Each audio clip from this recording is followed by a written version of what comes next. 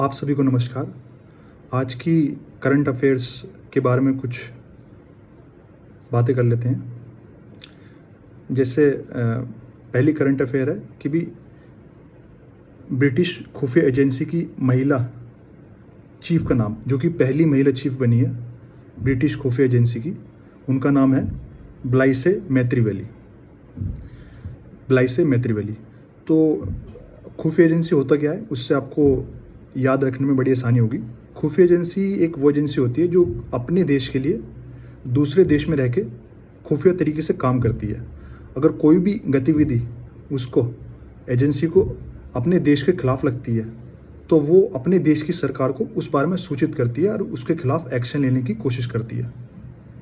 दूसरी current affair है, Meta ने किन्हें भारत में अपना प्रमुख नियुक्त किया है।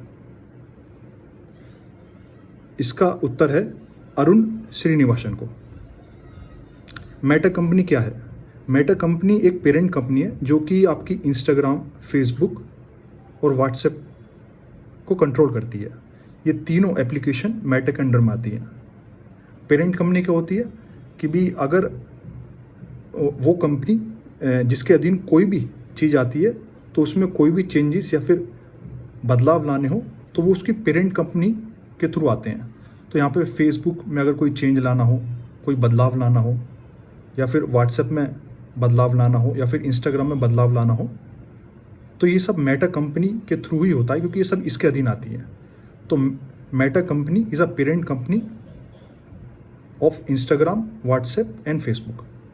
और तीसरा प्रश्न है, पीएम मोदी को किसने सर्वोच्च सम्मान से नवाजा? हमारे देश के प्रधानमंत्री अभी एक देश की विजिट पर हैं, तो उस देश में उन्हें जो है एक सम्मान से नवाजा गया है। वो उस देश का नाम है साइप्रस। और यहाँ पे इस देश में जो है हमारे प्रधानमंत्री ने कुछ बहुत सी इम्पोर्टेंट एक्टिविटी जो है हमारे देश के हित में करी है, जिससे हमारे देश की इकोनॉमी डेवलप हो सके। और प्लस दोनों ने साथ में आके अपने अपने देश की अर्थव्यवस्था के बारे में सोचा और इम्पोर्टेंट डेवलपमेंट जो है टेक प्लेसेस हुई। जैसे आर्टिफिशियल इंटेलिजेंस क्षेत्र में डिजिटल इंफ्रास्ट्रक्चर को बढ़ावा देने के लिए जो है, जैसे हमारे देश में डिजिटल इंफ्रास्ट्रक्चर ऑलरेडी है, तो साइप्रस जो है हमारे देश से वो सब चीज़ें सीखना चाहता है जिससे वो डिजिटल इंफ्रास्ट्रक्चर अपने देश में भी डेवलप कर सके।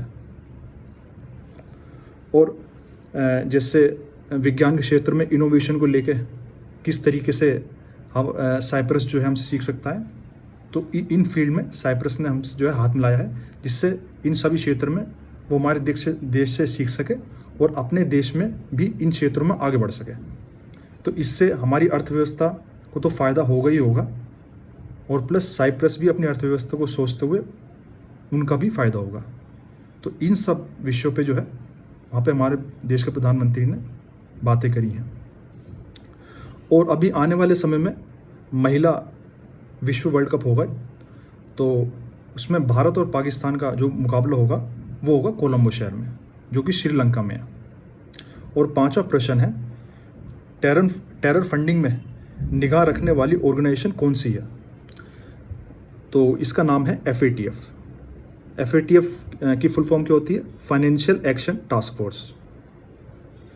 तो FATF ने कहा है कि भी जो बर्बर आतंकवादी हमला पहलगाम में हुआ है वो बिना किसी फंडिंग के या सपोर्ट के बिना नहीं हो सकता।